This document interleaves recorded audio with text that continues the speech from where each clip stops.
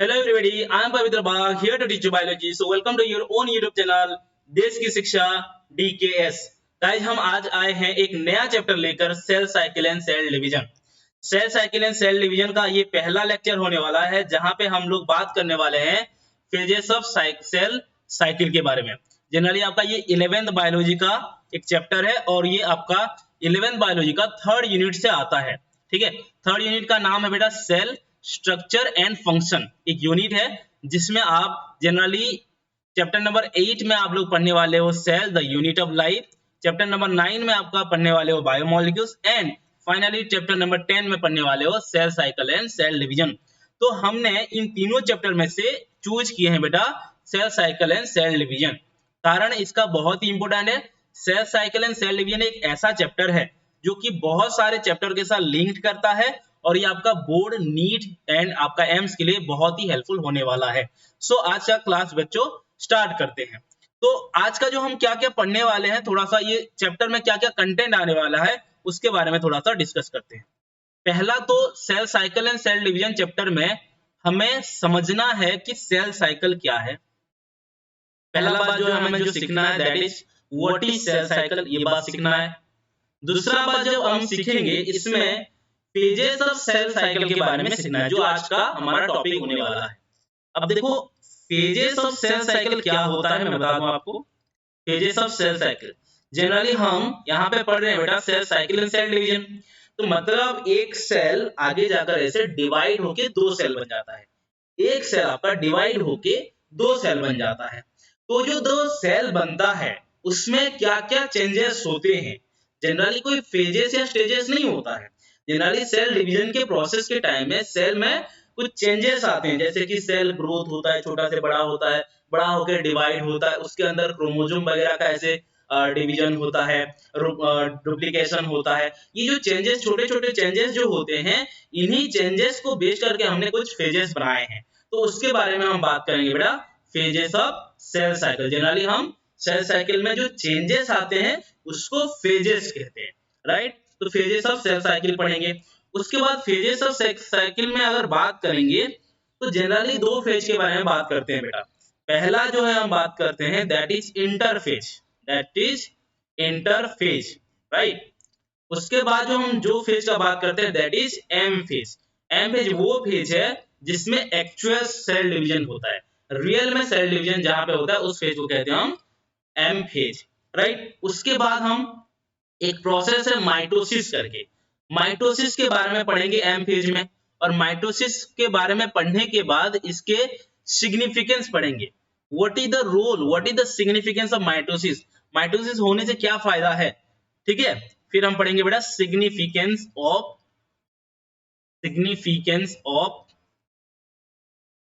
Mitosis, ठीक है। Significance of mitosis पढ़ने के बाद हम लोग बात करेंगे मेयोसिस का,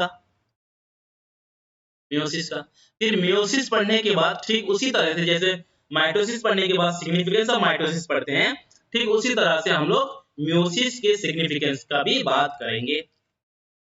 significance of meiosis, okay, significance of meiosis करने वाले हैं। चलो स्टार्ट करते हैं। सेल साइकिल क्या है समझते हैं पहले। ओके, सेल साइकिल क्या है अच्छे से समझने की कोशिश करेंगे। सेल साइकिल समझाने से पहले मैं आप लोग को एक बात बताना चाहूंगा। क्या आप लोगों को पता है कि दुनिया में जितने भी ऑर्गेनिज्म है सारा का सारा ऑर्गेनिज्म एक ही सेल से आए हैं।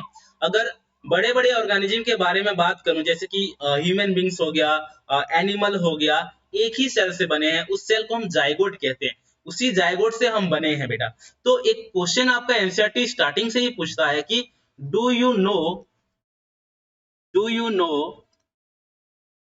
all organism, do you know all organisms starts their life from a single cell। अगर ये कोई पूछता भी है ऐसा क्वेश्चन कि क्या आप लोगों को पता है कि एक ऑर्गेनिज्म का सारा ऑर्गेनिज्म एक सिंगल सेल से बनते हैं, तो आपका आंसर होना चाहिए यस, ये सही बात है।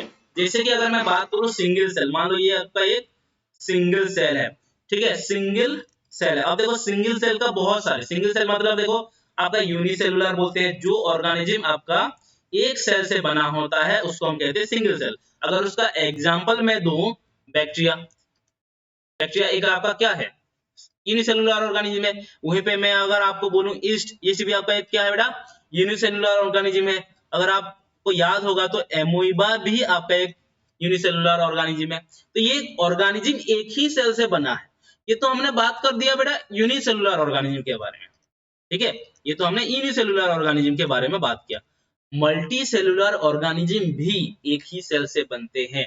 जैसे कि अगर मैं बोलूं एक ही सेल जब बहुत सारे सेल के साथ जुड़ जाते हैं, मतलब मेनी सेल्स टुगेदर, बहुत सारे सेल जब एक साथ मिल जाते हैं, ठीक है, एक सेल था पहले, ये सेल इसी टाइप का सेल डिवाइड होके सेल, एक सेल था, दो सेल बना, दो से चार सेल बना, इसी तरह से आपका डिवाइड होने के बाद बहुत सेल बन जाते हैं। मेनी सेल मिलकर आपका टिश्यू बना देते हैं बच्चों, और वही टिश्यू, बहुत सारे टिश्यू मिलकर आपका एक ऑर्गन बनाते हैं, और वही ऑर्गन, बहुत सारे ऑर्गन मिलकर ऑर्गन सिस्टम बनाते हैं, और ऑर्गन सिस्टम के बाद आपका एक well developed multi cellular organism बनता है।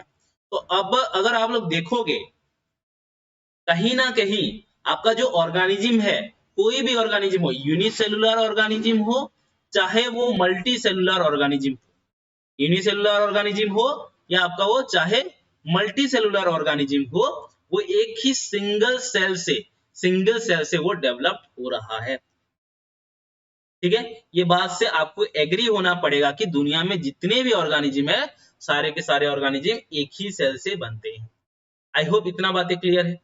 जैसे कि अगर हम बात करें, ठीक है, जैसे कि अगर हम लोग बात करें, जैसे कि मान लो एक सेल है, ये सेल छोटा सा था, ये थोड़ा सा बड़ा हुआ, मतलब यहाँ पे सेल का ग्रो हुआ, सेल का ग्रोथ हुआ, ठीक है। सेल ग्रोथ होने के बाद ये बेटा डिवाइड कर जाता है, डिवाइड कर जाता है दो न्यू सेल में, नया दो सेल में, समझ में आ रहा है, न्यू सेल है ये, ठीक है, न्यू सेल मतलब ऐसे यहाँ पे ऐसे डिवाइड हो जाएगा, ऐसे यहाँ पे दो सेल बन जाएगा।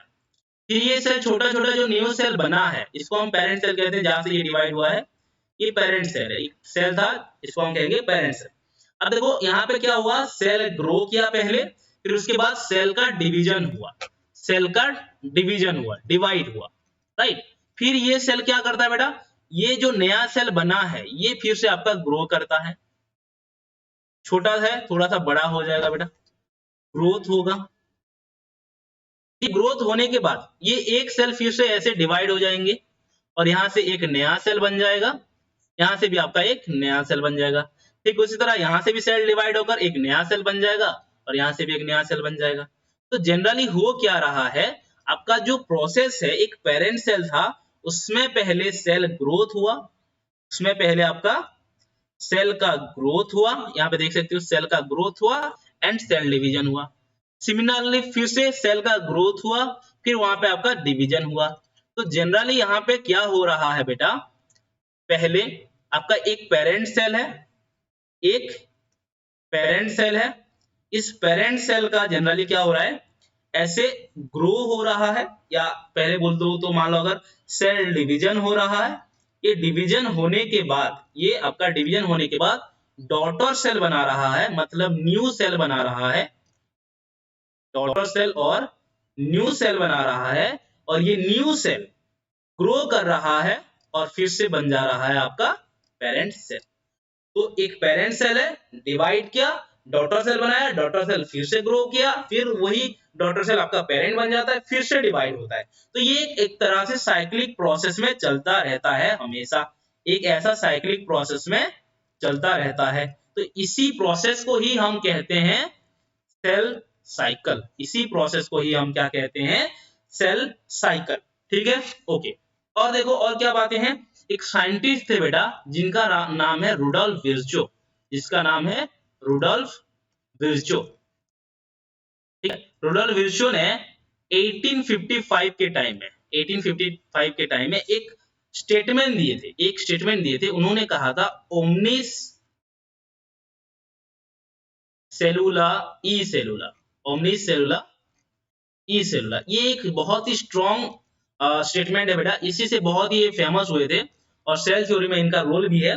तो इसका मतलब क्या है बेटा, ओमनी सेलुला ई सेलुला का मतलब अगर आप जानने की कोशिश करोगे, इतना इसका मतलब होता है बेटा, ऑल सेल्स, जितने भी सेल्स हैं वो पहले कोई एग्जिस्ट करता हुआ सेल से अराइज होते हैं। मतलब all cells produced from a pre existing cell, pre existing cell. Okay, जैसे कि अगर मैं बात करूं, यहाँ पे एक सेल है, पहले से सेल है, इससे ये इसका सेल डिवीजन होकर, इसका सेल डिवीजन होकर आपका नया सेल बनते हैं। So all cells are produced from the pre existing cell by, कौन से प्रोसेस में बेटा, सेल डिवीजन प्रोसेस में। कौन से प्रोसेस में, सेल डिवीजन प्रोसेस में। और मैं आप लोगों को एक इंपॉर्टेंट बात बता देता हूं, ये जो बात है ओमनी सेलुला ई सेलुला का, ये क्वेश्चन आया था बेटा नीट 2019 में, 2019 में इसका एक क्वेश्चन आया था 2019 में। ओके, इसी रिलेटेड। ओके ओके, अब देखो बेटा, अगर हम यहाँ पे यूनिसेलुलर ऑर्गेनिज्म के बारे में बात करें, ठीक है, अब यहाँ पे तो आप लोगों को समझ में आ गया कि सेल का साइकिल हो रहा है। कैसे सेल का साइकिल हो रहा है, पेरेंट सेल डिवाइड हो रहा है, नया डॉटर सेल बना रहा है, नया डॉटर सेल आपका फिर से ग्रो कर रहा है, फिर से पेरेंट बन रहा है, फिर डॉटर सेल बन रहा है, फिर पेरेंट बन रहा है, फिर डॉटर सेल बन रहा है। और ये कौन से प्रोसेस से हो रहा है, सेल डिवीजन एंड ग्रोथ की वजह से हो रहा है। समझ में आ रहा है क्या बोल रहे हैं? तो ये तो हो गया कोई भी सेल का। अगर मैं यूनिसेलुलर ऑर्गेनिज्म की बात करूं, इन यूनिसेलुलर ऑर्गेनिज्म, ठीक है, इन यूनिसेलुलर ऑर्गेनिज्म, एनसीईआरटी इसके बारे में कुछ कुछ चीजें लिखता है। देखो, इन यूनिसेलुलर ऑर्गेनिज्म अगर हम बात करेंगे बेटा, यहाँ पे बोलता है कि ग्रोथ, जो आपका ग्रोथ है, growth and reproduction, and growth and reproduction are synonymous to each other, are synonymous to each other। इसका क्या मतलब होता है, मतलब आपका जो एक यूनिसेलुलर ऑर्गेनिज्म लो, मान लो हमने यहाँ पे एक यूनिसेलुलर ऑर्गेनिज्म ले लिए एमोइबा, मान लो एग्जांपल ले लो, यहाँ पे एग्जांपल ले लो, हमने एमोइबा ले लिया, राइट। तो ये एमोइबा को जब आप यूनिसेलुलर है, जब ये डिवाइड करता है, फ्यूजन प्रोसेस से करता है, एक सेल से दो सेल में कन्वर्ट हो जाता है, एक सेल से दो सेल में कन्वर्ट हो जाता है। एक मिनट, एक सेल से दो सेल में ये कन्वर्ट हो जाता है। तो देखो, एक जब आप लोग द लिविंग वर्ल्ड चैप्टर पढ़ोगे, 11th बायोलॉजी का फर्स्ट चैप्टर पढ़ोगे, वहां पे लिखा है ग्रोथ का मतलब है इंक्रीज इन नंबर। ग्रोथ का मतलब है बेटा इंक्रीज इन नंबर। ग्रोथ का मतलब क्या है, इंक्रीज इन नंबर। और इंक्रीज इन नंबर का मतलब है कैसे होगा, by cell division, increasing number by cell division. देखो यहाँ पे ग्रोथ को ये रिप्रेजेंट कर रहा है कि नहीं कर रहा है, एक सेल था, सेल का डिवीजन हुआ, और सेल डिवीजन होने के वजह से यहाँ पे सेल का नंबर भी क्या हुआ है, इंक्रीज हुआ है, सेल का नंबर भी क्या हुआ है, इंक्रीज हुआ है। और यही प्रोसेस आपका एमोइबा के लिए, सेल डिवीजन तो है ही, ग्रोथ तो है ही, रिप्रोडक्शन भी है। तो ग्रोथ जो है, रिप्रोडक्शन वही है यूनिसेलुलर ऑर्गेनिज्म के लिए। तो यही बात बोलता है, ग्रोथ एंड रिप्रोडक्शन एक यूनिसेलुलर ऑर्गेनिज्म के लिए सिनोनिमस है। सिनोनिमस का मतलब सेम है, क्योंकि यहाँ पे सेल डिवीजन प्रोसेस से हो रहा है। तो सेल डिवीजन के हिसाब से देखेंगे तो growth and reproduction are synonymous to the unicellular organism. ये आपका क्वेश्चन बनता है बेटा। ओके, अब हम बात करते हैं बेटा सेल साइकिल के बारे में। देखो यहाँ पे, देखो मैं बता देता हूँ यूनिसेलुलर ऑर्गेनिज्म के बारे में, ठीक है। ये आपका एक बैक्टीरिया है, और एक एग्जांपल ले लेता हूँ, ये बैक्टीरिया है। यहाँ पे देखो, बैक्टीरिया आपका पहले यहाँ पे डीएनए उसका रेप्लिकेशन हुआ। डीएनए रेप्लिकेशन होना मतलब एक डीएनए था यहाँ पे दो डीएनए बना है। दो डीएनए बनने के बाद ये आपका डिवाइड करने की कोशिश कर रहा है, देखो, और फाइनली यहाँ पे 1 and 2 दो सेल में कन्वर्ट हुआ है। समझ में आ रहा है? तो एक सेल से दो सेल में कन्वर्ट हुआ है और ये यूनिसेलुलर ऑर्गेनिज्म में हुआ है।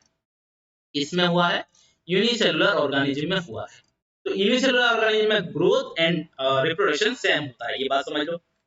ओके, अब बेटा हम समझते हैं सेल साइकिल को और अच्छे से समझने की कोशिश करते हैं। पहला तो ये बात आपका एनसीईआरटी आपको कहता है कि सेल साइकिल आपका बहुत ही इंपॉर्टेंट प्रोसेस है ऑल लिविंग ऑर्गेनिज्म के लिए। So it is an important process. It is an important process for all living organism. All living organism. ठीक है, ये बात समझ में आ गया। ओके, उसके बाद देखो सेल साइकिल में जनरली क्या होता है बेटा, सेल का डिवीजन होता है। जनरली सेल का डिवीजन होता है, एक सेल से दो सेल होता है। डिवीजन का मतलब क्या है, बंटवारा करना। एक सेल को दो सेल में जब कन्वर्ट कर रहे हो वहां पे एक्चुअल में चीजें बंटवारा होता है। जैसे कि डिवाइड का अगर मैं मतलब समझाऊं, यहाँ पे मान लो आपका एक सेल है, यहाँ पे मान लो suppose this is a cell, suppose this is a cell. Cell के अंदर बेटा आपका न्यूक्लियस है, this is nucleus, this is nucleus. यहाँ पे आपका है सेल है ये। तो जब यहाँ पे डिवीजन होता है तो कैसे होता है, देखो आपका न्यूक्लियस के अंदर डीएनए भी होता है, डीएनए भी होता है।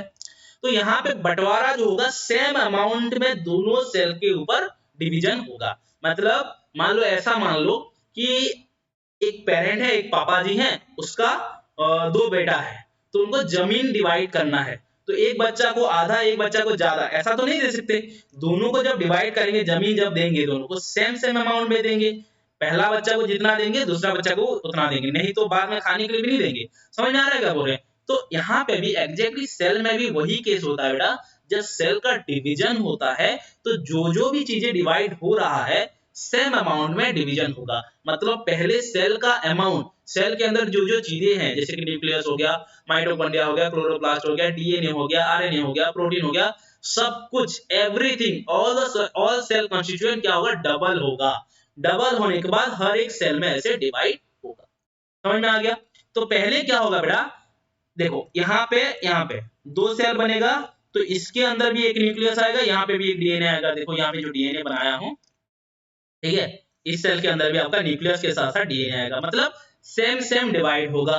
मतलब यहाँ पे एक डॉटर सेल बन गया, एक डॉटर सेल है, this is also your daughter cell. समझ में आ रहा है? तो जनरली हमने यहाँ पे एक बात बोला कि जब सेल डिवीजन होता है सेम अमाउंट में दोनों में डिवाइड होगा। तो अगर ये पेरेंट है तो पेरेंट जब डिवाइड हो रहा है तो ऑल थिंग सेम प्रोपोर्शन, लिख देते हैं उस बात को, same proportion of content. Content मतलब सेल के अंदर जो भी चीजें है divided into, divided to each daughter cell.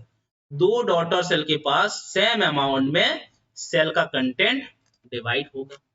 Clear है? तो ये इस प्रोसेस को और अच्छे से समझने के लिए हमें थोड़ा सा जानना पड़ेगा। जैसे कि मान लो एक मैं डिप्लॉयड सेल का नाम लेता हूं। डिप्लॉयड सेल मतलब जानते हो बेटा, जिसको हम 2n रिप्रेजेंट करते हैं। एक होता है हैप्लॉयड सेल, एक होता है आपका डिप्लॉयड सेल। डिप्लॉयड सेल में आपका कंप्लीट दो पेरेंट का जीन होता है। मतलब अगर मैं बात करूं हैप्लॉयड डिप्लॉयड, अगर मैं बात करूं, एक होता है हैप्लॉयड, एक होता है डिप्लॉयड। हैप्लॉयड मतलब आप लोग जानते होंगे, ह्यूमन का केस अगर करूं, ह्यूमन का केस अगर लूं, तो ह्यूमन में आपका मेल जो है स्पर्म बनाता है, मेल जो है आपका स्पर्म बनाता है, और फीमेल जो है बेटा आपका एग बनाता है। तो यहाँ पे ह्यूमन जो होता है इसके पास जनरली 44 क्रोमोजोम होता है, 44 क्रोमोजोम होता है ह्यूमन सेल के अंदर। बट वहीं पे उसका स्पर्म में बेटा 23 क्रोमोजोम होता है और एग में आपका 23 क्रोमोजोम होता है। तो क्या हुआ ना, ह्यूमन सेल में जनरली आपका 44 बोल रहा हूं सॉरी, 46 क्रोमोजोम होता है और उसका आधा स्पर्म में होता है और उसका आधा एग में होता है। तो 46 जो है वो दुगना है स्पर्म से और एग से भी दुगना है, इसलिए डाई डिप्लॉयड, डिप्लॉयड सेल में बेटा 46 क्रोमोजोम होता है आपके ह्यूमन में। इसका डेफिनेशन और अच्छे से समझेंगे आगे जाकर, बस अभी इतना समझो। तो हैप्लॉइड क्या हो गया बेटा? हैप्लॉइड हो गया डिप्लॉइड में जितना क्रोमोसोम है उसका आधा रहना। जैसे कि स्पर्म एंड एग में आधा आधा है, तो इसको हम हैप्लॉइड सेल कह सकते हैं। तो हम क्या कह सकते हैं? हैप्लॉइड सेल कह सकते हैं। अभी के लिए इतना समझो। हैप्लॉइड डिप्लॉइड को और अच्छी तरीके से हम आगे के चैप्टर में, जेनेटिक्स चैप्टर में अच्छे से समझेंगे। ओके, मान लो हमारे पास एक सेल है बेटा। सेल के अंदर बेटा क्या है? न्यूक्लियस है। जब ये सेल साइकिल करने की कोशिश करता है, इसमें क्या क्या चीजें बदलाव आता है और क्या क्या चीजें होना चाहिए। इसके अंदर डीएनए होता है। अब देखो ये जो सेल लिए हैं, इस सेल को हम क्या कह रहे हैं? डिप्लॉइड सेल कह रहे हैं। डिप्लॉइड को 2n के साथ हम लोग रिप्रेजेंट करते हैं। ठीक है, ये एक सेल है जिसको हम डिप्लॉइड कह रहे हैं, जो कि 2n से डिनोटेड है। तो ये जो आपका है, ये आपका डीएनए है, और डीएनए को हम यहाँ पे जीनोम कह रहे हैं। क्या कह रहे हैं? इस सेल का जीनोम कह रहे हैं। अब देखो जीनोम क्या है, डीएनए क्या है, अभी थोड़ा सा समझना डिफिकल्ट होगा आप लोगों को अगर 11th में आए हो। 10th में पढ़े हो तो अच्छा बात है। जितनों को डीएनए के बारे में अच्छा मतलब अगर समझ में आता है तो अच्छा बात है। लेकिन अभी अगर आप डीएनए का मतलब समझना चाहोगे, डीएनए का मतलब होता है, सिंपली आप समझ सकते हो, एक ऐसा केमिकल है जो थ्रेड लाइक स्ट्रक्चर है, जिसके अंदर प्रोटीन बनाने का इंफॉर्मेशन होता है। समझ में आ रहा है? डीएनए एक ऐसा थ्रेड लाइक केमिकल स्ट्रक्चर है जिसके अंदर प्रोटीन बनाने का इंफॉर्मेशन है। समझ में आ रहा है? ओके, चलो। तो क्या होता है बेटा, जब सेल डिवीजन होता है, हमेशा सेल डिवीजन होने से पहले पहला तो सेल का ग्रोथ होगा। पहले क्या होगा? सेल का ग्रोथ होगा। ग्रोथ होने के बाद यहाँ पे जो डीएनए था, आपका जो डीएनए था, एक डीएनए से दो डीएनए बनेगा, जिस प्रोसेस को हम कहते हैं डीएनए रेप्लिकेशन कहते हैं। डीएनए रेप्लिकेशन कहते हैं, और यहाँ पे कह सकते हो डीएनए आपका डुप्लीकेट हो रहा है। एक डीएनए दो डीएनए में कन्वर्ट हो रहा है। दो डीएनए में जब कन्वर्ट हो जाता है, यहां से आपका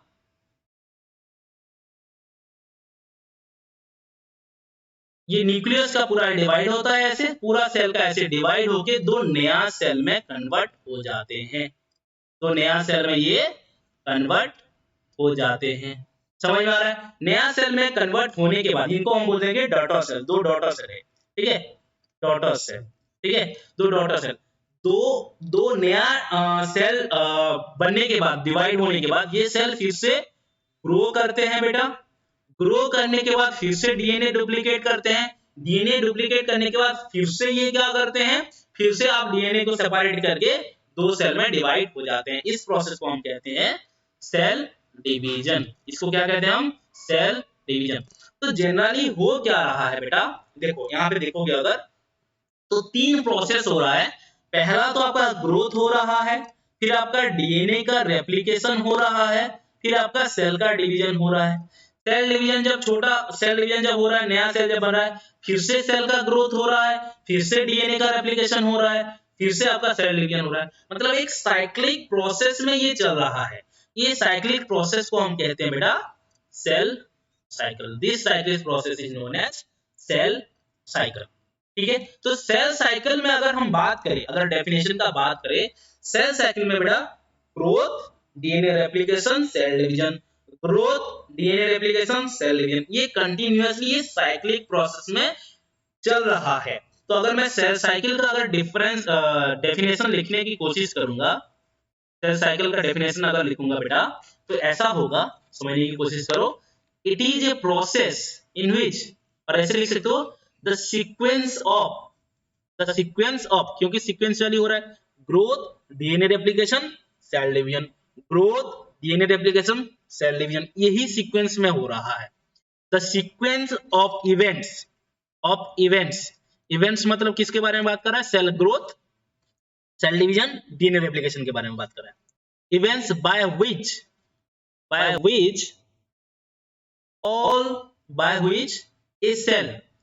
which a cell duplicates its genome, मतलब ये डीएनए को डुप्लीकेट कर रहा है। सिंथेसिस ऑल अदर कंस्टिट्यूएंट का मतलब क्या है यहाँ पे?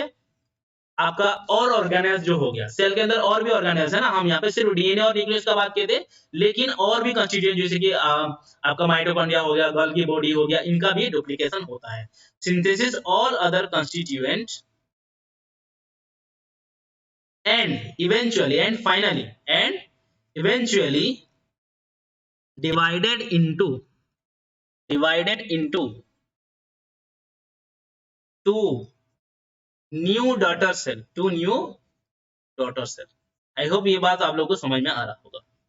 देखो क्या बोला मैंने, सेल साइकिल का मतलब क्या बोला, ये एक जो है आपका सीक्वेंशियल प्रोसेस है जिसमें सेल जो है अपना जीनोम को डुप्लीकेट करता है, अदर कंस्टिट्यूएंट को भी सिंथेसाइज करता है, डुप्लीकेट करता है, एंड फाइनली सेल आपका डिवाइड हो जाता है दो नया डॉटर सेल में। इसी को ही तो कह रहे हैं हम cell cycle. Okay, cell cycle. अब देखो बेटा, एक और बात है जो आपका एनसीईआरटी कहता है, सेल जो है बेटा हमेशा डिवाइड करे या ना करे, सेल का हमेशा ग्रोथ चलता रहता है। तो सेल का हमेशा ग्रोथ चलता रहता है। अब देखो सेल डिवीजन का बात यहाँ पे नहीं कर रहे हैं, अगर सेल ग्रोथ मतलब ऐसा नहीं कि एक सेल ऐसा डिवाइड हो गया, ऐसा नहीं, हमेशा ये बात नहीं कर सकते। सेल अपना छोटे से बड़ा भी तो हो रहा है, सेल आपका छोटे से ऐसा बड़ा भी हो रहा है, तो इसको साइटोप्लाज्मिक ग्रोथ भी कहते हैं। अगर हम सेल ग्रोथ को साइटोप्लाज्मिक ग्रोथ के हिसाब से देखें, किसके हिसाब से, साइटोप्लाज्मिक ग्रोथ के हिसाब से देखें, तो ये हमेशा कंटिन्यूअसली चलता रहता है। इसीलिए बोला जाता है cell growth in terms of cytoplasmic growth is a continuous process. क्या है बेटा, एक कंटिन्यूअस प्रोसेस है, क्योंकि कंटिन्यूअसली चलता रहता है। क्लियर हो गया, समझ में आ गया? ओके, चलो अब देखो हमने यहाँ पे कुछ और चीजें बात किया था, यहाँ पे हमने और कुछ चीजें बात किया था, जैसे कि हमने बात किया था बच्चों कि ये जो आपका डीएनए रेप्लिकेशन हो रहा है, ये जो आपका डीएनए रेप्लिकेशन हो रहा है आपका एक पर्टिकुलर फेज में, सेल साइकिल का एक पर्टिकुलर फेज में डीएनए का रेप्लिकेशन होता है।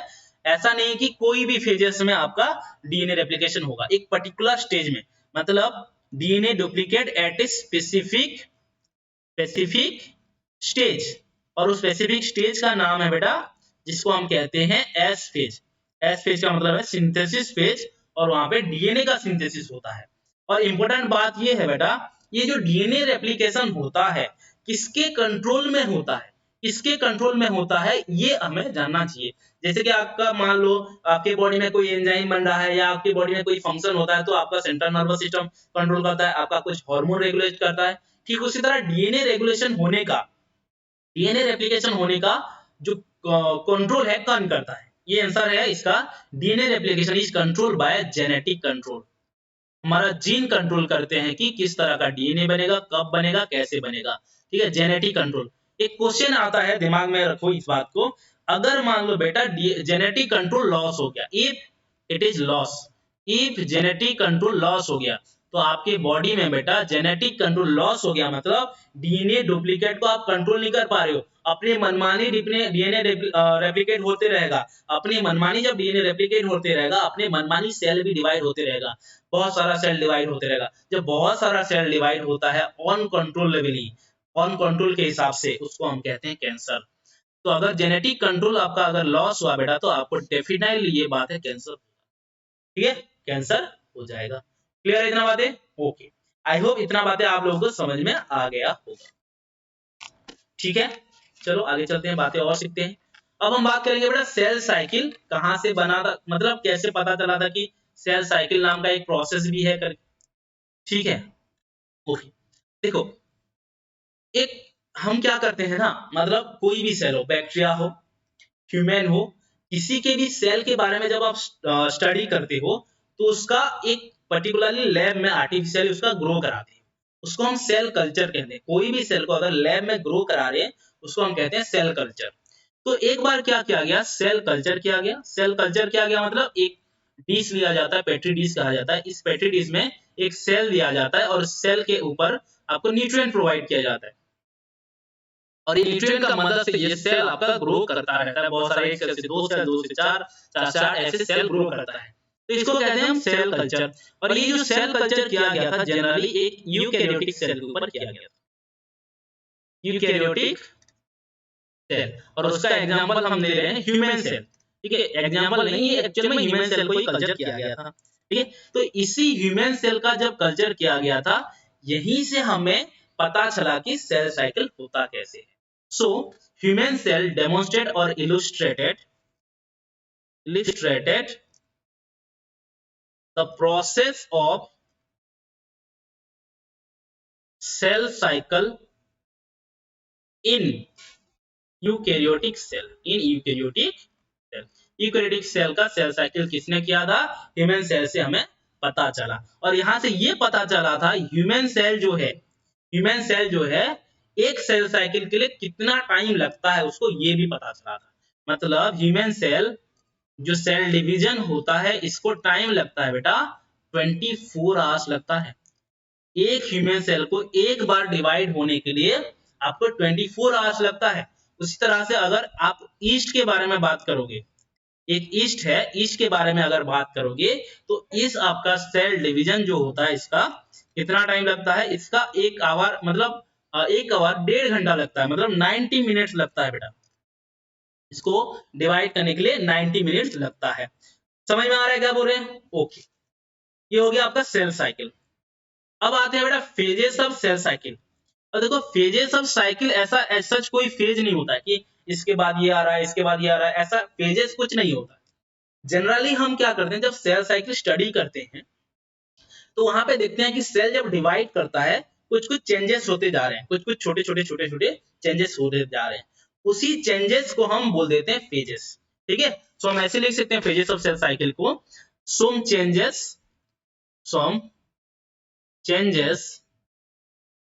some changes in cell divided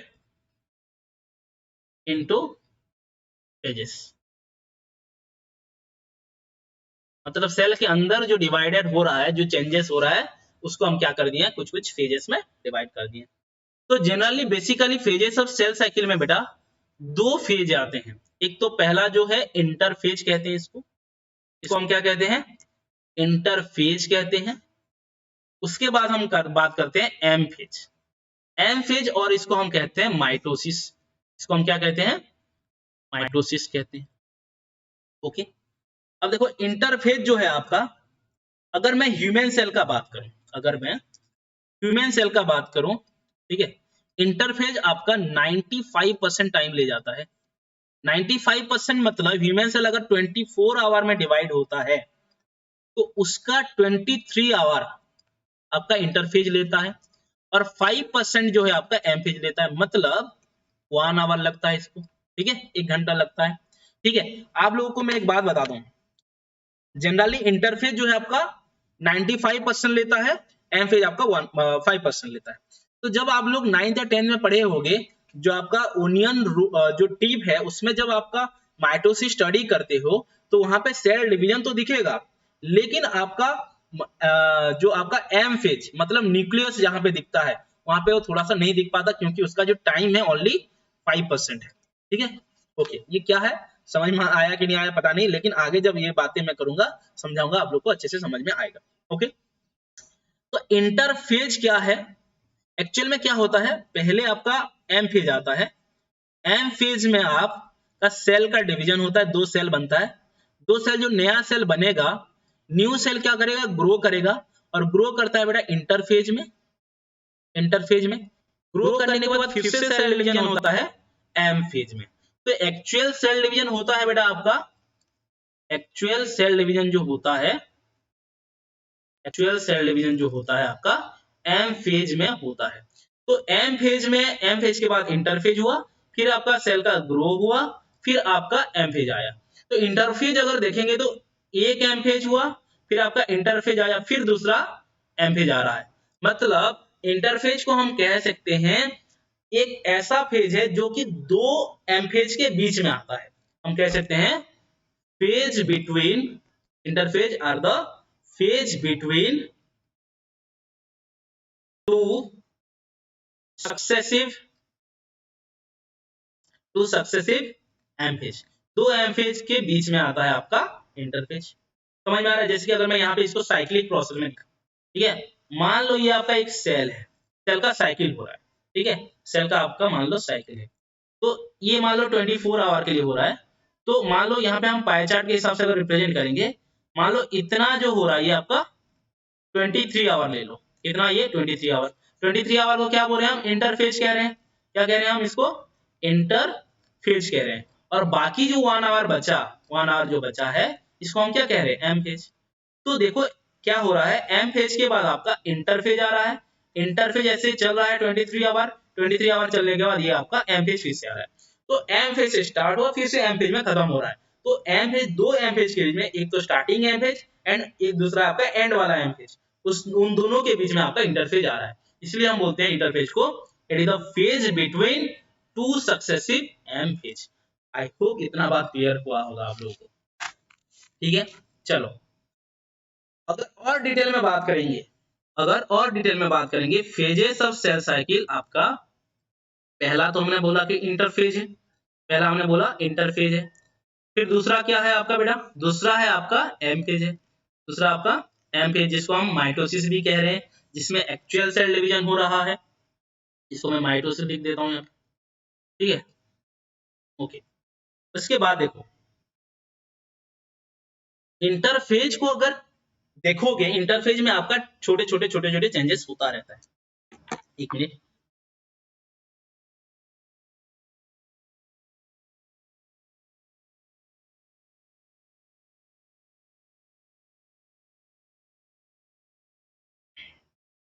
okay. बीच बीच में पानी भी पीना चाहिए, गर्मी का सीजन चल रहा है। ओके, तो इंटरफेज जो है बेटा, ये 3 फेजेस में डिवाइडेड हुआ है।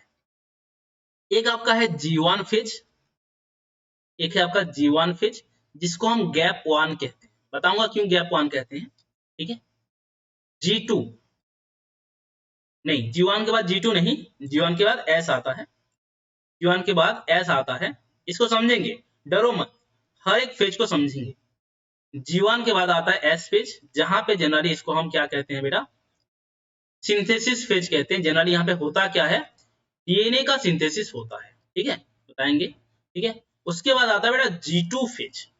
G2 फेज में जनरली क्या होता है, इसको हम G2 गैप कहते हैं। ठीक है, गैप 2 कहते हैं, G2 गैप नहीं, गैप 2 कहते हैं। ठीक है, उसके बाद अगर हम देखेंगे एम फेज बेटा, आपका दो प्रोसेस में, दो पार्ट में डिवाइडेड है। एक तो आपका है बेटा कैरियोकाइनेसिस, एक तो आपका है कैरियोकाइनेसिस, दूसरा है आपका बेटा साइटोकाइनेसिस, दूसरा आपका साइटोकाइनेसिस। कैरियोकाइनेसिस क्या है, साइटोकाइनेसिस क्या है, अब देखो हम इसको समझते हैं। कैरियोकाइनेसिस में बेटा एक वर्ड लिखा है कैरियो, कैरियोकाइनेसिस में एक वर्ड लिखा है, कैरियो का मतलब होता है न्यूक्लियस, कैरियो का मतलब होता है न्यूक्लियस। ओके, तो यहाँ पे न्यूक्लियस का डिवीजन होता है, तो यहाँ पे हम लिख देंगे न्यूक्लियर डिवीजन। काइनेसिस का मतलब होता है डिवीजन। और यहाँ पे साइटो लिखा है, साइटो का मतलब होता है बेटा साइटोप्लाज्म, और काइनेसिस का मतलब होता है डिवीजन, तो साइटोप्लाज्मिक डिवीजन होता है, साइटोप्लाज्मिक डिवीजन। तो एम फेज में बेटा न्यूक्लियस का पहले डिवीजन होगा, फिर आपका साइटोप्लाज्म का डिवीजन होगा। फिर फर्दर आपका कैरियोकाइनेसिस 4 फेजेस में डिवाइडेड है। एक तो आपका प्रोफेज है, एक आपका है प्रोफेज, मेटाफेज। ठीक है, प्रोफेज, मेटाफेज, फिर आता है बेटा एनाफेज, अनाफेज, फिर आता है आपका टीलोफेज। ये हो गया आपका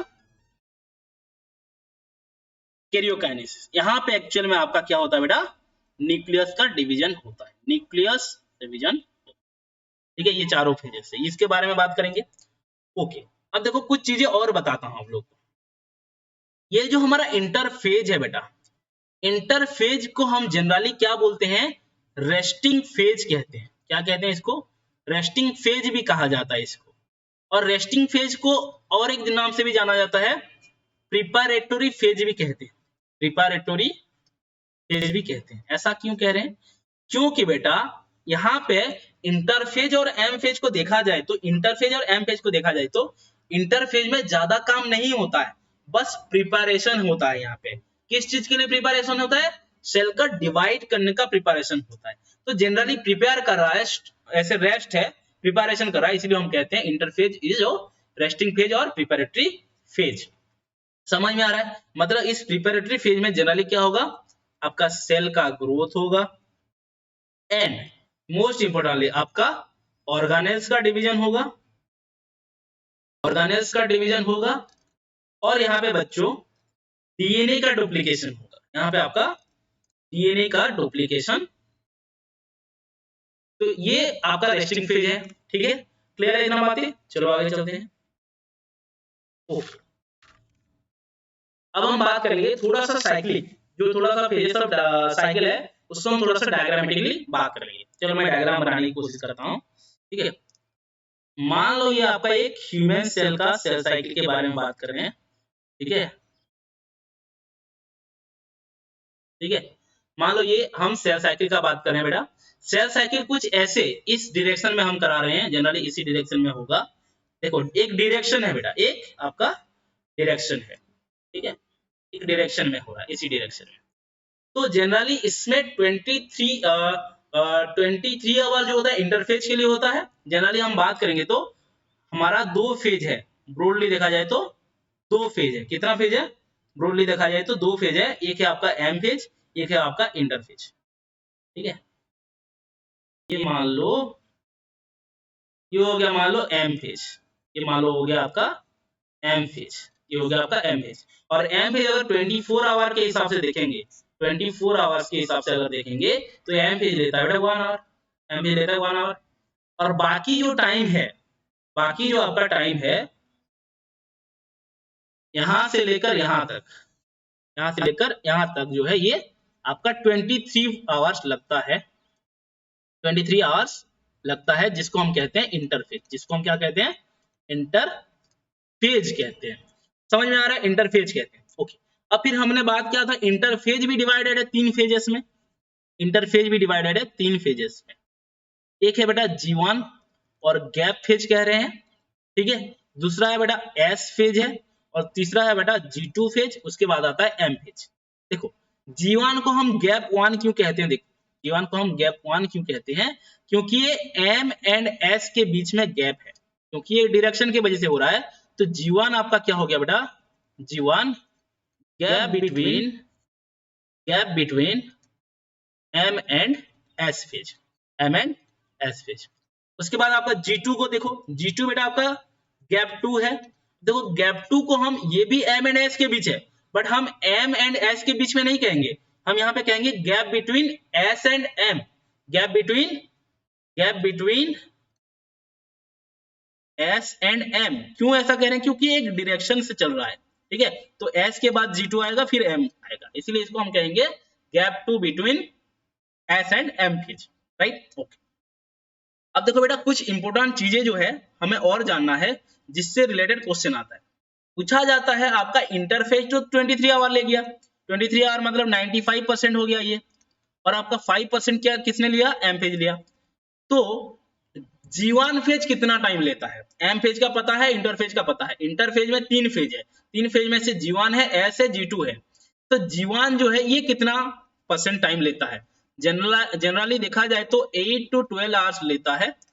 इसको अगर हम देखेंगे तो जनरली 33 to 45% ऑफ टाइम आपका G1 लेता है। मतलब सबसे ज्यादा टाइम अगर कोई लेता है तो G1 लेता है, सबसे ज्यादा टाइम G1 लेता है। फिर अगर सिंथेसिस फेज अगर देखेंगे तो इसका टाइम लगता है बेटा 6 से 8 घंटा, 6 से 8 घंटा। अगर हम इसको परसेंटेज के हिसाब से देखेंगे तो 25 to 33% आ जाता है।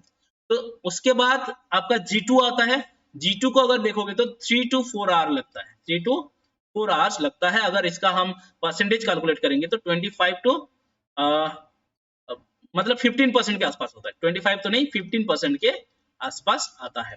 तो सबसे ज्यादा टाइम ले रहा है G1, फिर ले रहा है S, फिर ले रहा है G2, फिर ले रहा है आपका M। तो यहाँ पे आपका G1 S G2 है आपका इंटरफेज, ये आपका इंटरफेज, और बाकी तो ये आपका एम फेज ही है, ठीक है, एम फेज ही है। क्लियर है? इतना बातें समझ में आ रहा है? ओके, अब फेजेस ऑफ सेल साइकिल में बेटा हम देखेंगे अभी G1 फेजेस के बारे में। अब देखो ये हमने तो हम पहले से ही बोल रहे हैं आपको कि ये फेजेस एक्चुअल में कोई फेजेस नहीं होता है, कुछ कुछ चेंजेस होते हैं, उसके बारे में स्टडी करना को हम बोलते हैं फेजेस। उसको हम नाम दे दिए हैं फेज करके, डिफरेंट डिफरेंट नाम दे दिए हैं, G1 phase, G2 phase, S phase, M phase. Okay, तो G1 फेज में होता क्या है, ठीक है, G1 फेज में होता क्या है। देखो, मान लो मैं अगर बोलूं ये हमारा एक सेल साइकिल है, अगर यहाँ पे मैं बोल दूं तो ये आपका सेल साइकिल हो गया, ये मान लो M हो गया, ये आपका G1 हो गया, ये आपका S हो गया, ये आपका मान लो G2 हो गया। समझ में आ रहा है?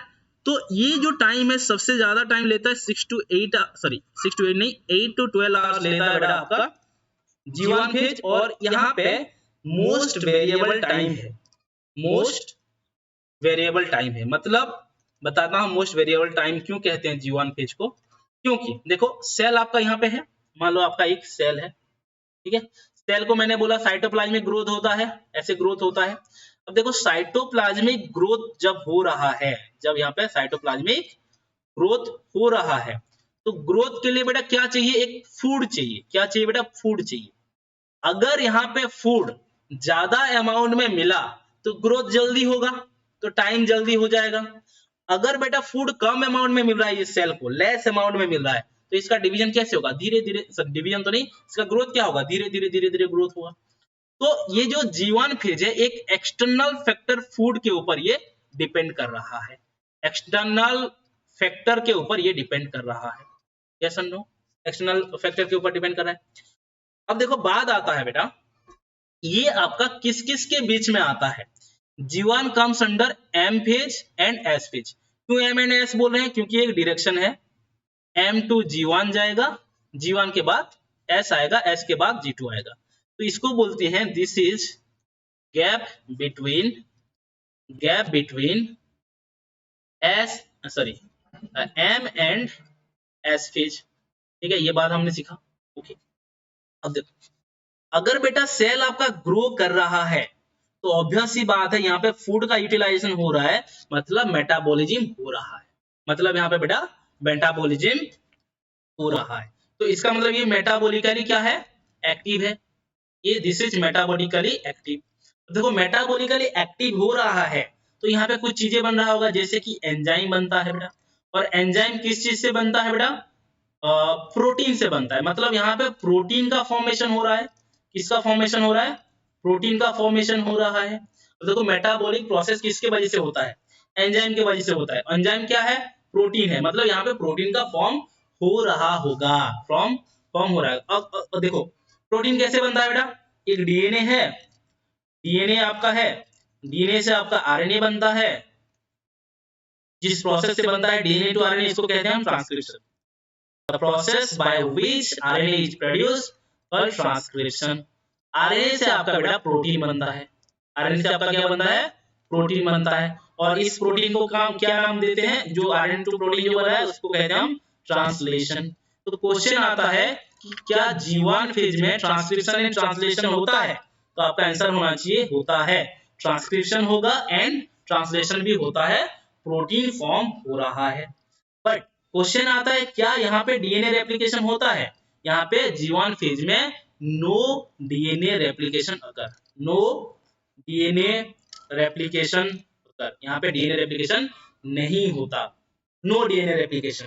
समझ में आ रहा है क्या बोल रहे हैं, समझ में आ रहा है क्या बोल रहे हैं। ओके, और एक चीज बात बेटा, और एक चीज, ठीक है, मान लो बेटा हमारे डीएनए में कोई चेंजेस हो, मान लो हम खेल रहे हैं, कूद रहे हैं, मान लो सन रे हमारे ऊपर गिरा या यूवी रे आकर गिरा, तो हमारा डीएनए क्या होता है, म्यूटेट हो जाता है।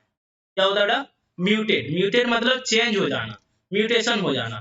तो हमारा डीएनए कैन बी म्यूटेशन होने की वजह से ये म्यूटेशन हार्म हो जाता है। म्यूटेशन क्या होता है बेटा, हार्म होता है। समझ में आ रहा है, अगर डीएनए म्यूटेशन हुआ तो हमें हार्मफुल होगा, तो उस म्यूटेशन हुआ है कि नहीं हुआ है चेक करेंगे। फिर उसी डीएनए अगर म्यूटेशन हुआ है तो उस डीएनए को रिपेयर भी करना होता है G1 फेज में। तो और एक इंपॉर्टेंट पॉइंट यहाँ पे लिखो कि G1 फेज में डीएनए रिपेयर भी होता है, डीएनए रिपेयर भी होता है। समझ में आ रहा है बेटा, क्या क्या हो रहा है, बोला हमने ग्रोथ हो रहा है,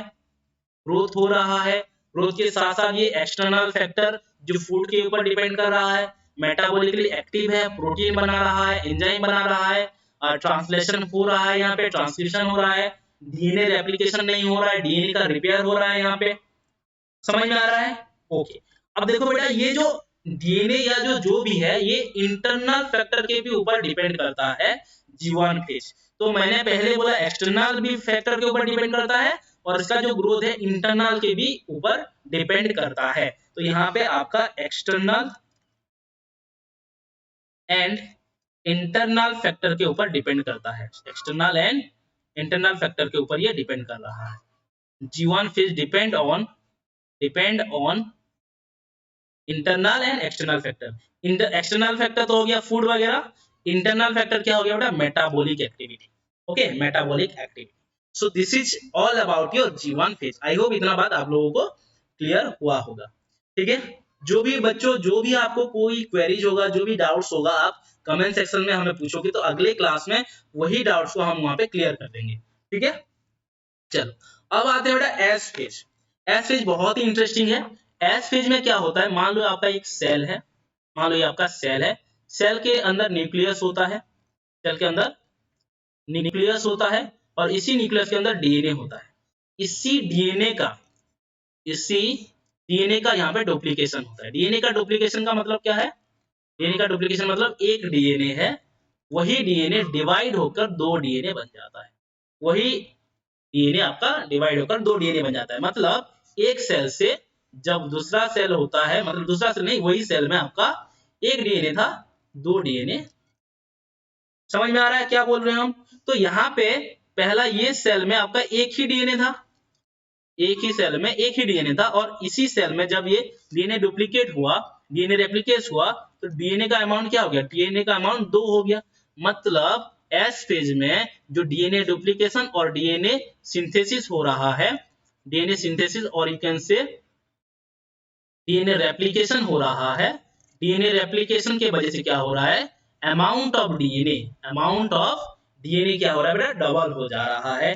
सो डीएनए का अमाउंट, डीएनए कंटेंट डबल हो जाता है बेटा सेल के पर सेल, डीएनए कंटेंट डबल पर सेल, एक सेल में डीएनए डबल हो जाएगा।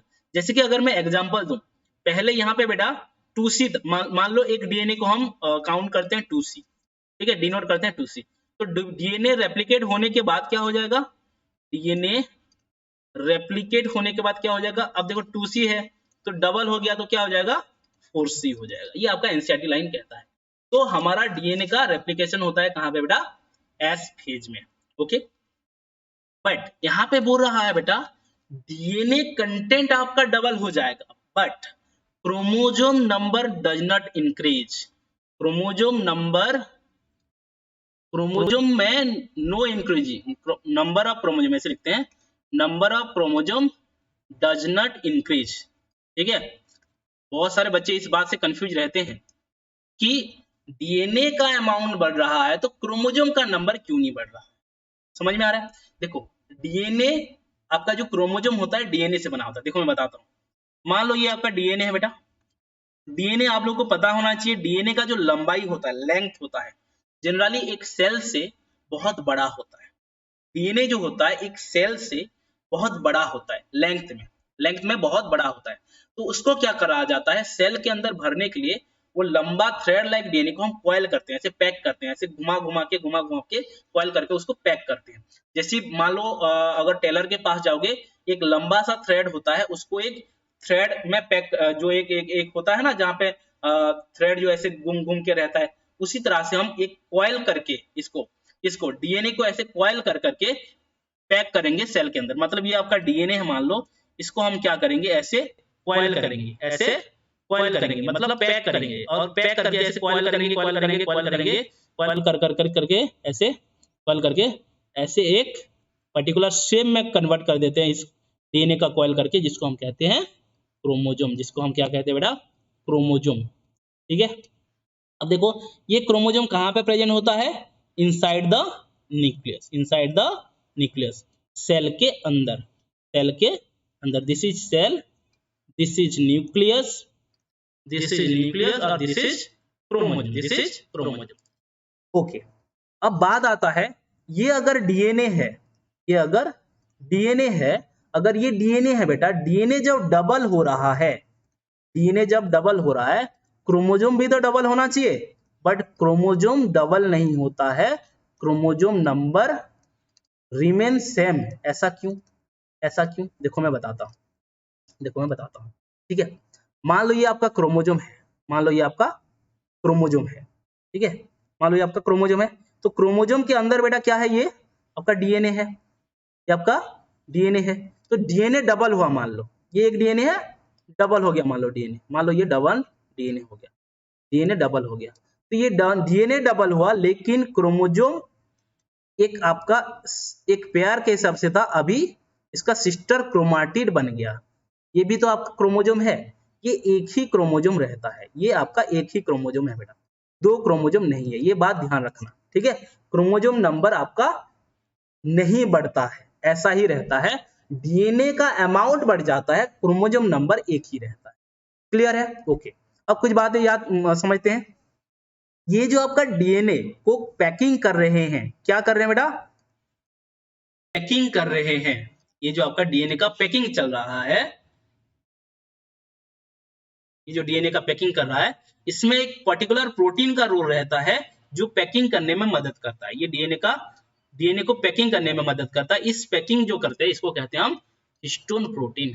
तो क्वेश्चन आता है कौन सा प्रोटीन है जो हिस्टोन प्रोटीन, कौन सा प्रोटीन है डीएनए को पैकिंग करता है और कॉइलिंग करने में मदद करता है। आंसर आपका होना चाहिए हिस्टोन, आपका आंसर होना चाहिए बेटा हिस्टोन।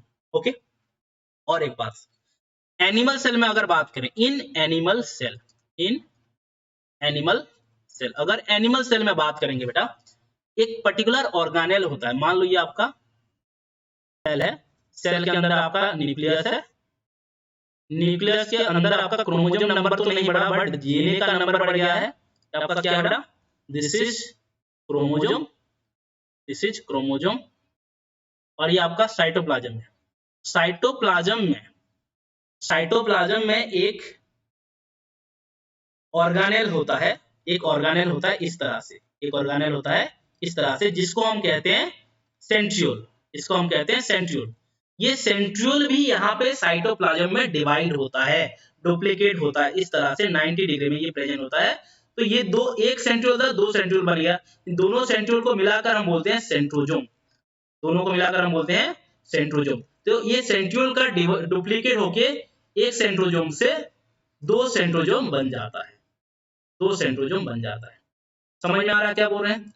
तो एस फेज में आपका डीएनए रेप्लिकेशन हो रहा है, डीएनए रेप्लिकेशन हो रहा है, और एक ऑर्गेनेल है बेटा जिसका नाम है सेंट्रियोल, सेंट्रियोल भी क्या हो रहा है? सेंट्रियोल भी रेप्लिकेट और डुप्लीकेट हो रहा है, रेप्लिकेशन अकर्स हो रहा है। समझ में आ रहा है? ये सेंट्रियोल जो है ओनली एनिमल सेल में मिलता है, only found in animal cell, only found in animal cell, plant cell में नहीं मिलता। क्लियर है इतना बातें? ओके। चलो, जो भी डाउट होगा बेटा हमें आप पूछोगे, ठीक है। समझ में आ गया इतना बातें? ओके। ये हो गया आपका सेंट्रियोल के बारे में इतना, ठीक है। हम बात करते हैं फिर G2 phase, last phase interphase का G2 फेज। G2 फेज में क्या होता है बेटा? जनरली ये देखो, ये आपका हो गया G1, ये हो गया आपका G1, ये हो गया आपका M फेज, ये हो गया S, ये हो गया आपका G2। तो G2 क्या है? ये फेज बिटवीन, गैप बिटवीन किस के बीच में है? गैप बिटवीन आपका S and M phase. M and S नहीं बोलेंगे, S एंड M फेज कहेंगे, क्योंकि ऐसे डायरेक्शन में चल रहा है ये। तो S एंड M के फेज के बीच में गैप है। इसमें होता क्या बेटा? इसमें देखो एम फेज में क्या हो रहा है? सेल का डिवीजन हो रहा है। तो हम बोल सकते हैं कि G2 फेज में प्रिपरेशन चलता है सेल डिवीजन होने का। G2 फेज में प्रिपरेशन चलता है सेल डिवीजन होने का। सो G2 फेज को हम बोल सकते हैं preparatory phase, for cell division. Cell division के लिए ये प्रिपरेशन चलता है। यहाँ पे क्या होता है बेटा? यहाँ पे आपका प्रोटीन सिंथेसिस होता है, यहाँ पे आपका प्रोटीन सिंथेसिस होता है, एक पर्टिकुलर प्रोटीन सिंथेसिस होता है जिसको मैं बताऊंगा, एक पर्टिकुलर प्रोटीन का नाम बताऊंगा, सिंथेसिस होता है, प्रोटीन का नाम है बेटा ट्यूबुलिन। ट्यूबुलिन बहुत ही हेल्पफुल है। ट्यूबुलिन क्या करता है, आगे जाकर स्पिंडल फाइबर बनाता है, स्पिंडल फाइबर जो कि सेल डिवीजन में बहुत ही मदद करता है। आगे एम फेज जब पढ़ाऊंगा आपको समझ में आएगा, ठीक है। तो आपको याद रखना है G2 फेज में आपका ट्यूबुलिन नाम का एक प्रोटीन बनता है जो स्पिंडल फाइबर बनाने में मदद करता है और स्पिंडल फाइबर सेल डिवीजन में मदद करता है। इसके बारे में भी देखेंगे। ओके, यहाँ पे बेटा सेल का ग्रोथ भी होता है, सेल का ग्रोथ कंटिन्यू रहता है, सेल ग्रोथ कंटिन्यू। अगर सेल ग्रोथ हो रहा है कंटिन्यू, ओके, अगर सेल ग्रोथ कंटिन्यू चल रहा है इसका मतलब क्या है, यहाँ पे मेटाबॉलिज्म चल रहा है, तो इस फेज को भी हम कह सकते हैं कि this is metabolically active, this is also called metabolically active.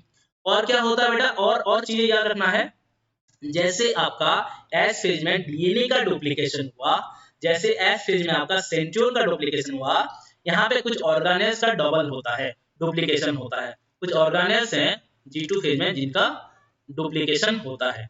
और आप लोग अगर इस बात को देखोगे, आप अगर सेल चैप्टर पढ़ोगे, सेल चैप्टर में लिखा हुआ है mitochondria and chloroplast divide by fission process, तो वही चीज यहाँ पे होता है बेटा।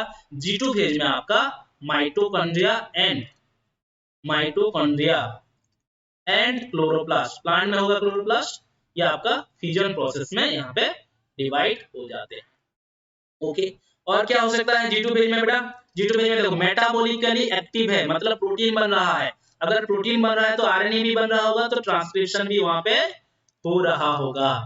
ट्रांसक्रिप्शन क्या होता है, formation of RNA from DNA. Protein भी बन रहा होगा, प्रोटीन फॉर्मेशन को क्या कहते हैं हम, ट्रांसलेशन। ट्रांसलेशन का मतलब क्या है, formation of protein from RNA, ठीक है। So this is all about your G2 phase. हमने क्या क्या सीख लिया, G1 फेज सीख लिया, G2 फेज सीख लिया एंड एस फेज भी सीख लिया। ओके, अब आते हैं बेटा जो इंपॉर्टेंट वाला बात है, जो क्वेश्चंस आता है जहां से आपका G0 फेज कहते हैं या G0 फेज कहते हैं। G0 फेज को बेटा हम क्विसेंट फेज भी कहते हैं। अब देखो डरो मत, क्विसेंट फेज क्या है। हमारे बॉडी में कुछ ऐसे सेल होते हैं, हमारे बॉडी में कुछ ऐसे सेल हैं कि लाइफ टाइम वो कभी भी डिवाइड नहीं करते, लाइफ टाइम वो डिवाइड कभी भी नहीं करते, ठीक है। हमारे बॉडी में कुछ ऐसे सेल हैं जो कि कंटिन्यूअसली डिवाइड करते रहते हैं, और हमारे सेल में, हमारे बॉडी में कुछ और भी ऐसे सेल हैं जो कि ऑकेजनली डिवाइड करते हैं। जैसे ऑकेजनली डिवाइड करते हैं मतलब मान लो आपका इंजरी हो गया, मान लो यहाँ पे कट हो गया, यहाँ पे जो सेल लॉस हुआ है उसको रिप्लेस करने के लिए डिवीजन होता है, लेकिन ग्रोथ के लिए नहीं होता है। जैसे कि मान लो आपका लिवर का सेल के बारे में बात, लिवर का सेल आपका ग्रो डिवीजन होगा क्या, लिवर का सेल हमेशा डिवीजन नहीं होगा। अगर हमेशा सेल डिवीजन होगा तो लिवर का साइज इतना बड़ा हो जाएगा और अपने बॉडी में उतना जगह नहीं है लिवर को रखने की, ठीक है। समझ में आ रहा है क्या बोल रहे हैं। तो लिवर का सेल आपका ऑकेजनली डिवाइड करता है, कभी कभी अगर मान लो लिवर का सेल डैमेज हो गया है या डेड हो गया है तो उसी को रिप्लेस करने के लिए आपका सेल डिवीजन होता है। समझ में आ रहा है, just minute guys, let me take some water.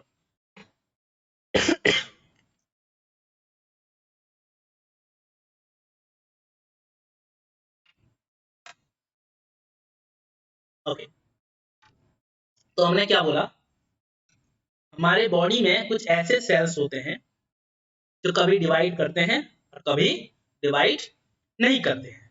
समझ में आ रहा है क्या बोल रहे हैं। कुछ ऐसे सेल होते हैं जो कभी डिवाइड भी नहीं करते हैं। समझ में आ रहा है क्या बोल रहे हैं, कभी डिवाइड करते हैं और कभी डिवाइड नहीं करते हैं। तो हम आज जो बात करने वाले हैं G2 फेज में उस तरह के सेल के बारे में बात कर रहे हैं जो कभी डिवाइड नहीं करते हैं और ओकेजनली डिवाइड करते हैं। ध्यान से सुनो, जैसे कि मैं अगर बोलूं बेटा G0 फेज में, एक एग्जांपल लेते हैं हार्ट सेल का, हार्ट सेल, ठीक है। हार्ट सेल कभी भी डू नॉट डिवाइड, कभी भी डिवाइड नहीं होता बेटा। साइज कैसे ग्रो होता है बोल लोगे फिर समझोगे। अगर सर हार्ट का सेल अगर डिवाइड नहीं हो रहा तो ग्रो कैसे कर रहा है, बचपन में इतना छोटा था फिर हम बड़ा हुए तो बड़ा हुआ।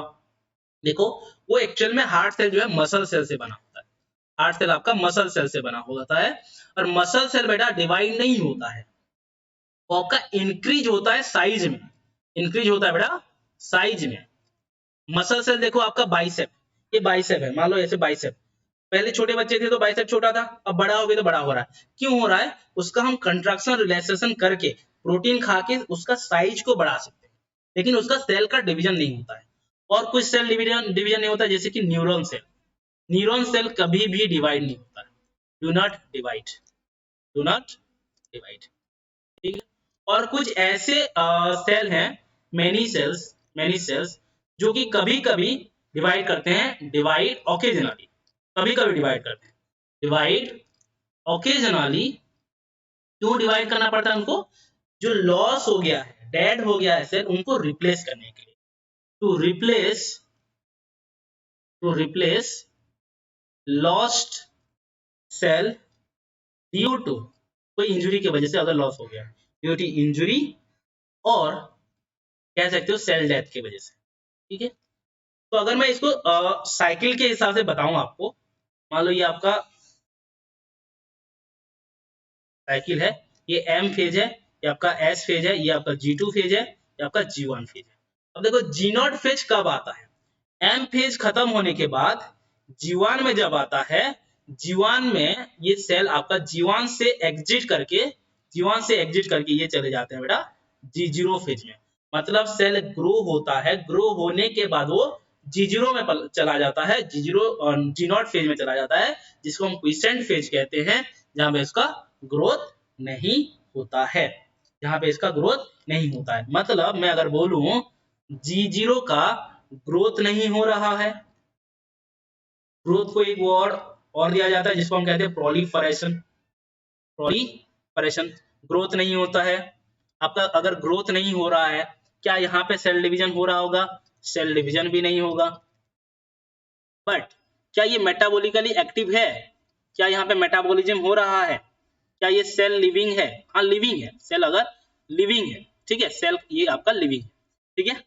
इतना बात आप लोग को समझ में आना चाहिए। This is all about your G0 phase, okay.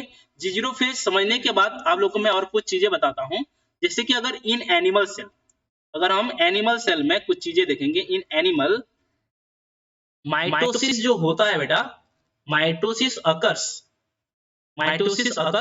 In somatic cell, in somatic cell, somatic cell मतलब होता है बेटा डिप्लॉयड सेल को बात करते हैं, जनरली हम डिप्लॉयड सेल को बात करते हैं, ठीक है।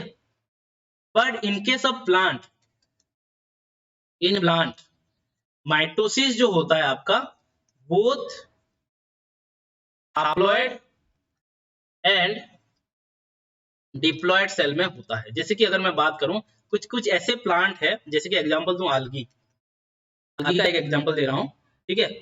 कुछ प्लांट्स का एग्जांपल दे रहा हूं, मान लो चलो कोई भी प्लांट का ले लो, ठीक है। एग्जांपल अगर देता हूं तो यहाँ पे एक प्रोसेस होता है जिसको हम कहते हैं ऑल्टरनेशन जनरेशन, जिसको हम कहते हैं बेटा अल्टरनेशन जनरेशन, अल्टरनेशन जनरेशन, जिसके बारे में हम प्लांट किंगडम में पढ़ेंगे, डोंट वरी अबाउट दैट, ठीक है। यहाँ पे बेटा क्या होता है, आपका हैप्लॉयड फेज से डिप्लॉयड फेज में जाता है, और डिप्लॉयड फेज से हैप्लॉयड फेज में जाता है। मतलब एक ऑर्गेनिज्म उसका गैमेट टू डिप्लॉयड बनेगा, डिप्लॉयड टू फिर gamete, gamete to diploid, diploid to gamete, ऐसे haploid to diploid, diploid to haploid, ऐसे होता रहता है। इसलिए हम बोलते हैं प्लांट में बेटा आपका बोथ हैप्लॉयड सेल में और डिप्लॉयड सेल में माइटोसिस होता है, और haploid to diploid, diploid to haploid होता रहता है। मतलब जो जनरेशन है haploid generation, diploid generation, haploid generation, diploid generation, तो ये अल्टरनेट होता रहता है, इसलिए इसको कहते हैं अल्टरनेशन जनरेशन। इसके बारे में बेटा हम लोग प्लांट किंगडम में जो अल्टरनेशन जनरेशन चैप्टर है वहां पे हम अच्छे से बात करेंगे, ठीक है, ओके। अब देखो बेटा हम एनसीईआरटी में कुछ क्वेश्चन दिया गया है, उस क्वेश्चन को ये हम आपको होमवर्क देते हैं, उसको आप लोग होमवर्क को करके आओगे और कल इसको डिस्कस भी किया जाएगा। How do plants and animals continue to grow all their lives? जो प्लांट एंड जो एनिमल होते हैं वो अपना लाइफ में कैसे ग्रो करते हैं? Do all cell in plant divide all the time? क्या प्लांट में जितने सेल हैं सारे सेल डिवाइड करते रहते हैं हमेशा? इसका क्वेश्चन का आंसर देना है आपको। Do you think all cells continue to divide? आप क्या आपको ये क्या आप ये सोचते हो कि सेल हमेशा सारे सेल हमेशा डिवाइड करते रहते हैं, प्लांट में हो या एनिमल में हो, ठीक है। Can you tell the name and location of tissue having cells that divide all their life in higher plants. बोल रहा है कि हायर प्लांट्स में कुछ ऐसे सेल होते हैं जो कि अपनी जिंदगी में हमेशा डिवाइड करते रहते हैं, क्या उसका नाम और लोकेशन बता सकते हो, ठीक है। ओके, और कुछ क्वेश्चन। 5 नंबर क्वेश्चन बोल रहा है do animal have similar meristematic tissue, क्या एनिमल में भी मेरिस्टेमेटिक टिश्यू होता है, ये क्वेश्चन है। Number 6 you have studied mitosis in onion root tip cell, it has 16 chromosome in each cell.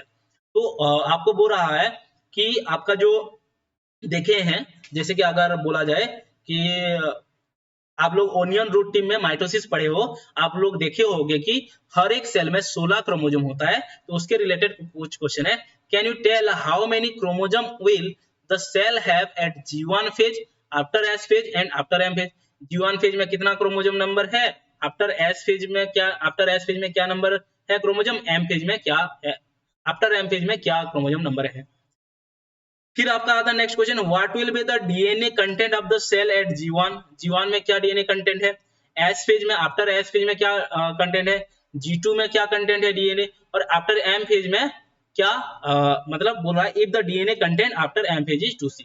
अगर एम फेज के बाद अगर डीएनए का कंटेंट 2C है तो जी फेज G1 फेज में, S1 के बाद और G2 में क्या क्या आपका कितना कितना डीएनए कंटेंट है, ये पूछ रहा है, ठीक है। ये 6 क्वेश्चन है, इस 6 क्वेश्चन का आंसर करके आना था, ठीक है बच्चों, ठीक है। आज के लिए इतना ही, thank you so much guys.